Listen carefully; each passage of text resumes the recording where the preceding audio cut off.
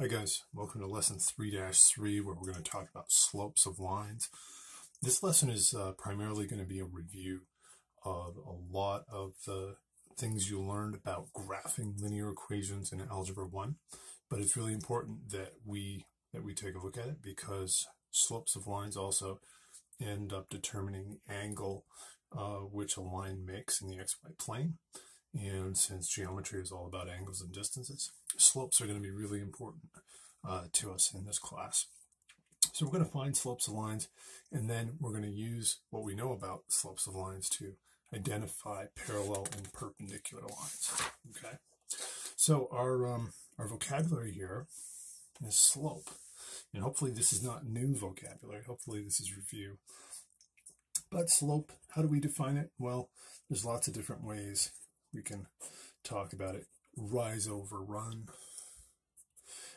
You've heard me say delta y over delta x. Okay, that's our change in y over our change in x.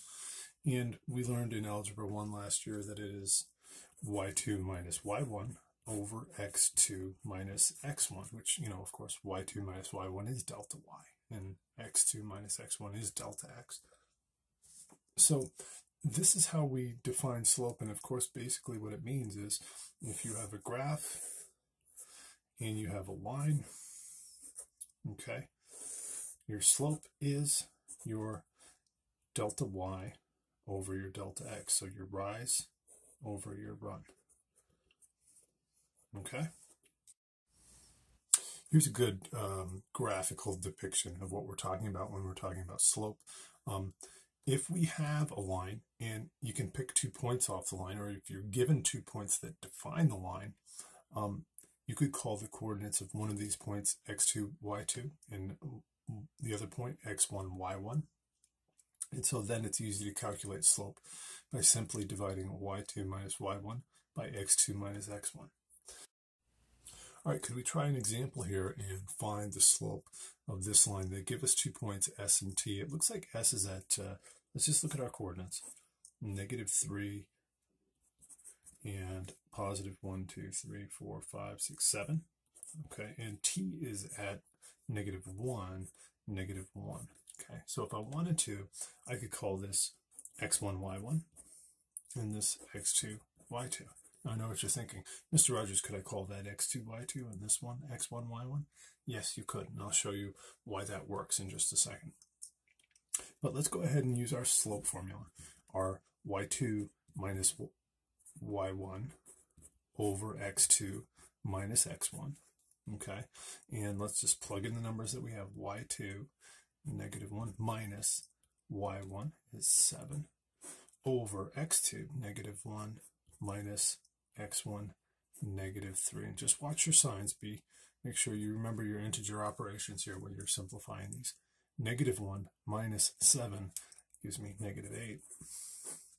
And -1 minus -3 is the same as -1 plus 3, which gives me 2. So we have a slope of -4. Okay. Now, would it have worked if we had switched that around and we'd called this x2, y2, and called these x1, y1? Would it still work? Yes, and here's why. y2 minus y1, 7, minus -1, okay, over x2 minus x1, -3, minus -1, okay, and we're going to get 7 minus -1 is the same as 7 plus 1, which is 8. Okay, and -3 minus -1 is the same as -3 plus 1, which is -2. And you can see that this is going to simplify also to -4. So the reason this works is because really, when you switch one around, if one of them becomes positive, you're also switching the other one around, so that one's also going to change sign. So you can call these whatever you like. You can name this one x1, y1, or this one x1, y1, okay? And also you may have noticed that it is really just rise over run, isn't it? If you wanted to do this, I still love to draw right triangles on these, okay? So this is a rise of 8, and a run of -2. Okay, you could look at it this way too. If I'm going from S to T, I'm dropping 8. I'm going down 8, and I'm going in the x direction, +2. If you were going from T to S, you'd say I'm going -2 in the x direction and +8 in the y. And either way, you're going to end up with -4. You're really talking change in y over change in x, and you're going to get the same answer. All right, here's a tricky one. Find the slope of the line. If you had read our key concept really carefully, you might have noticed a note on this one. Remember, our slope is y2 minus y1 over x2 minus x1. And if you want to call this x1, y1, we've got, looks like we're at 0, 4. And point Q looks like it's at 0, -3. Okay, so our slope is going to be, shall we call this x1, y1, and this one x2, y2. So our slope will be -3 minus 4 over x2 is 0 minus 0. Now, hopefully you're seeing a problem here. Okay, -3 minus 4 is -7, but in the denominator I get 0, and we can't do this, okay? Can't divide by 0. And so our slope here is undefined. Okay, now when is our slope going to be undefined? Take a look at this line. This is a vertical line. Okay, so another way of saying, referring to the slope of this line is saying it has infinite slope, right? It rises an infinite amount with no run, right? So the slope of a vertical line is going to be undefined. Good. All right, here, could we find the slope of this line? This is a great place to pause the video, pull out a piece of graph paper, and try this one on your own. We've got point G at -2, looks like -5. Is that right? 1, 2, 3, 4, 5. Yep. And I got point F at 1, 2, 3, 4, 5, 6, +6, 2. Okay, and let's call this x1, y1, and this x2, y2. Okay. What's our slope going to be? Don't forget, it's y2 minus y1 over x2 minus x1. So let's plug in what we've got here. We've got -5 minus 2 over -2 minus 6. Okay, so our slope is going to be -5 minus 2 is -7, and -2 minus 6 is -8. Okay, and divide a negative by a negative, you get a positive, right? So this is going to be a slope of 7/8. Okay, so that means our rise over run is 7/8. I go up 7 units for every 8 units I go to the right. Good. Okay, here's another tricky one. Can we find the slope of this line? Let's just see where we end up with this one after we put some coordinates on these points. Point X is at -2, -1. And point Y is at 1, 2, 3, 4, 5, 6. 6, -1. Okay, and we could call this x1, y1, and this x2, y2. So our slope is going to be, again, y2 minus y1 over x2 minus x1. And let's plug in what we've got. -1 minus -1 over 6 minus -2. Okay, so -1 minus -1 is the same as -1 plus 1, which gives me 0 over, and 6 minus -2 is the same as 6 plus 2. So we get 0 over 8. So what is the slope of this line? Remember, it's perfectly acceptable to have a 0 in your numerator. To divide 0 by something, you're just going to get 0. Okay, we can't have a numerator. We can have a numerator of 0. We can't have a denominator of 0. That would be undefined. But if we have a slope of 0, that makes perfect sense. It is a flat line. It doesn't have any rise for its run. In other words, it's just a flat line. Okay, so if you see a slope of 0, think that line is going to be horizontal. It's going to have constant y values. Okay, one more here before we do a quick summary. They want us to find the slope of this line. Okay, let's call this x1, y1, this x2, y2, and hopefully you're getting in the habit of thinking about the positive and negative slopes as well. I already know this line is going to have a negative slope. How do I know? Well, in English, we read from left to right, okay? And as I read this graph from left to right, it's going down, okay? So that is a negative slope, okay? I already know it's going to be negative. And it's good to know that, because if you do your calculations and you make a mistake and you found that this has a positive slope, you definitely want to check your numbers. Visually, you have a check there. So let's go ahead and find our slope. Remember, it is y2 minus y1 over x2 minus x1.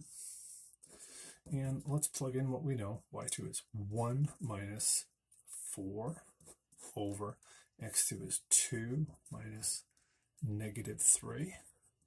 Okay, and when we clean that up, we get 1 minus 4 is negative 3 over 2 minus negative 3 is the same as 2 plus 3, which gives me 5. So this gives me a slope of negative 3/5, which is good because I expected a negative slope here. So my rise over my run is I go down 3 units for every 5 units I go in the positive x direction. And if you wanted to draw your triangle, which I love to do, you can draw that right triangle and you can say, oh, I went down to get from here to here. I went down 3 units, delta y equals negative 3.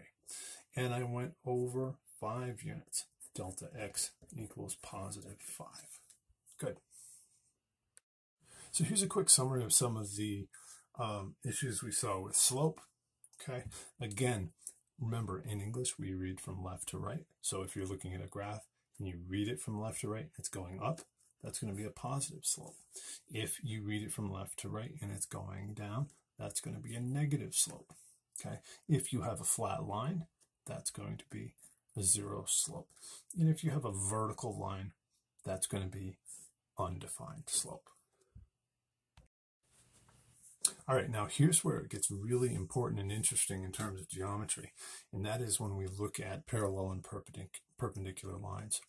The slopes of parallel lines are always going to be equal. 2 non-vertical lines have the same slope if and only if they are parallel. Okay, all vertical lines are parallel, and we make that exception because, of course, we can't really find the slope of vertical lines; they're undefined. So we make that little exception. But we do note that all vertical lines are parallel anyway. So, so you can see lines L and M here. They each have a slope of 4. We can conclude they're parallel. And we could go ahead and mark that if we knew that. If we had an equation and we could pick the slope out of the equation for that line and we saw that this line had the same slope, we could mark them as being parallel. Now the slopes of perpendicular lines are slightly different. This line P is perpendicular to both line M and L. Okay, so its slope is going to be the negative reciprocal of the slope of M. So if M has a slope of 4, I'm going to negate that and flip it. Negative 4, and then take the reciprocal of that would be negative 1/4. Okay, now another way to think of it is if you know the slopes of the 2 lines and you want to do a quick test, if you multiply them together, you have to get negative 1. Okay, the product of the slopes of perpendicular lines will always equal negative 1. Okay, and don't forget our symbolism here. When you're reading problems, if it says line M is perpendicular to line P, I see a lot of students that forget what this symbol means. Okay, don't forget that symbol, it's very important. Line M is perpendicular to line P. All right, let's try some examples. Okay, here they want us to determine whether line FG and line HJ are parallel, perpendicular, or neither for these coordinates. F is at 1, -3, G is at -2, -1, H is at 5, 0, and J is at 6, 3. Okay, so let's go ahead and graph these. They want us to graph the lines to verify our answer anyways. It's a real good habit to graph your problems anyway when you're doing these, because you get that graphical check and you know whether your math is right. So point F is at 1, -3. Okay, let's plot that F, 1, -3. And I've probably told you this before, but when you graph points, get in the habit of writing the coordinates next to them, because you're going to use them. You're going to plug them in. You're going to use them algebraically. So it's good to have them handy. G is at -2, -1. Okay, G, -2, -1. Okay, and so F and G form this line FG. So I'm going to go ahead and connect them now and just make them go on forever and ever. Get that good. Okay. Good. And point H is at 5, 0. So 1, 2, 3, 4, 5. Okay. Here's H at 5, 0. And G is at 6, 3. So I'm going to go more and up. Here we go. So G is at 6, 3. Good. Okay. So that, or excuse me, J is at 6, 3. Boy, you guys got to watch your math teacher. You cannot trust them for anything. Okay, so I'm going to go ahead and just connect these. These two lines perpendicular. They don't look quite perpendicular, but could we prove or disprove them perpendicular? I'm going to go ahead and call this x1, y1, and this x2, y2. Why am I doing that? Okay. Why am I doing that? Because I want to find the slope of FG. Okay, so the slope of FG here is going to be, I'm going to stick with the red because I think it might stand out a little better on our graph. The slope of FG is going to be y2 minus y1 over x2 minus x1. Okay, so our y2 is -3 minus -1 over x2 is 1 minus -2. Okay, so when I clean this up, -3 minus -1 is the same as -3 plus 1, which gives me -2. And 1 minus -2 is 1 plus 2. That's 3. So I like to do this. I like to just write the slope on my line. N equals -2/3. Okay, and I also like to ask myself, does my answer make sense? Well, this line, as I read it from left to right, is negative, so I did expect a negative slope. And it looks like I go down 2 for every 3 I go over. Okay, so that's consistent. That makes sense. How does that help me determine whether these two lines are parallel, perpendicular, or neither? Well, I'd have to compare the slope of this line to the slope of HJ, right? So I'd have to do the same thing over again. I'm going to call this x1, y1, and this x2, y2. We're going to reuse those variables. And now I'm going to find the slope of HJ. Okay, same way, y2 minus y1 over x2 minus x1, right? So our slope of HJ here is going to be 0 minus 3 over 5 minus 6. Okay, so when I clean this up, I get -3 over 5 minus 6 is -1. So this has a slope of 3. Okay, I'm going to go ahead and write that on there. Slope of 3. I definitely was expecting a positive slope, and it looks like it goes up 3 for every 1 that it goes over. That works.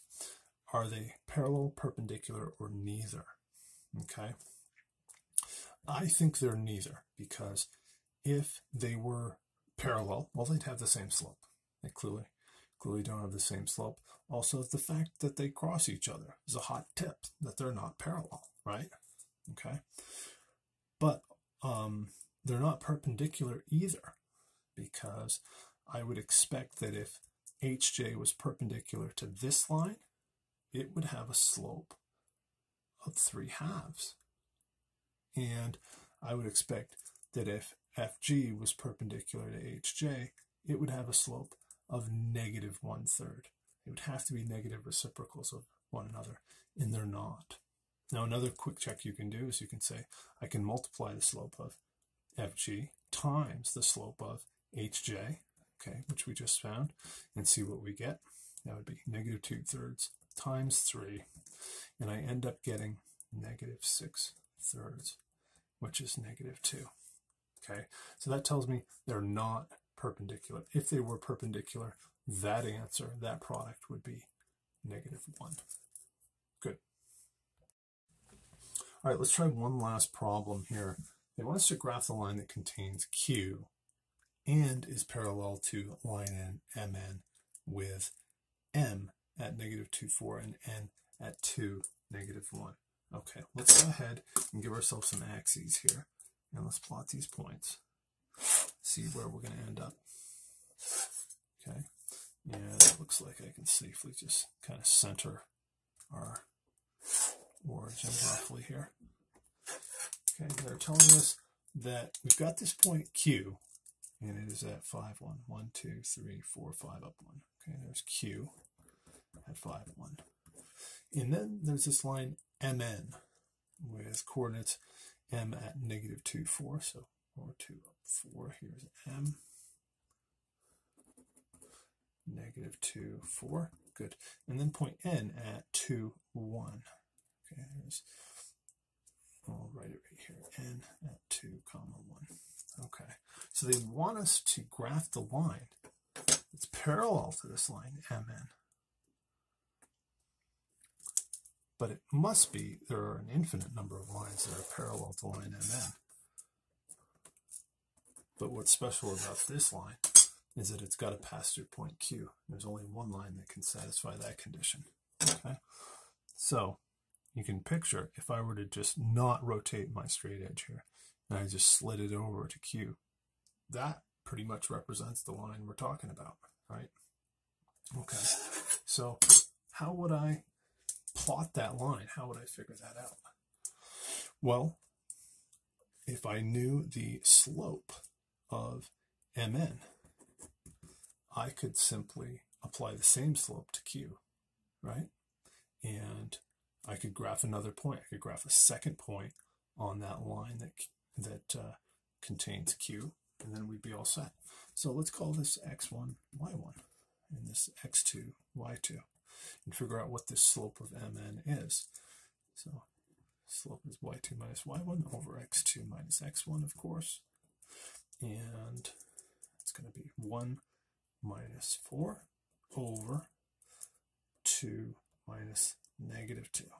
Okay, so when we clean that up, 1 minus 4 is negative 3, and 2 minus negative 2 is the same as 2 plus 2, which is 4. Okay, so this has a slope of negative 3/4. That's good because I was expecting a negative slope. So that means, don't forget that's rise over run, right? That means that this line goes down 3 units for every 4 units it moves over in the x direction. So could I do the same thing to point Q? Could I go down 1, 2, 3 and over 4? 1, 2, 3, 4. And I could say, here is another point on this line that contains Q. Okay, and I'm going to just go ahead and draw that line. And as you can see, those two lines appear to be parallel. And I'm going to go ahead and boldly declare that the slope of this line that passes through Q is also negative 3/4. Okay. Now, what if I had to plot a line that was that passed through Q that was perpendicular to MN? You might get a problem like that as well. Well, what would the slope of this other line, let's call it, let's give it another letter. We're going to plot point P, so we can call it line PQ. Okay, what would the slope of that line have to be if it's going to be perpendicular to MN? Well, it's going to be the negative reciprocal of this, right? So let's go ahead and flip this and negate it. I get negative 4/3, and then I'm going to negate it, and I get turns into positive 4/3. Okay, so that means, again, don't forget this is rise over run. So the perpendicular line is going to go up 4 units for every 3 units it goes over in the x direction. So let's do that. Now we're going to go up 1, 2, 3, 4, and over 3 in the x. 1, 2, 3. I'm going to declare my point P right here. Okay, I don't even know what the coordinates are, but I do know that we have properly plotted the slope to give us a perpendicular line to line MN. Okay, and I would go ahead and definitely say the slope of that is 4/3, and I'm also going to be so bold as to declare that that is true. Okay. All right, guys, I hope you found this to be a helpful refresher of slope, and I hope that maybe you even learned a couple of new tricks about parallel lines and perpendicular lines. I hope you found it helpful. Looking forward to doing the problems with you, and thanks for watching.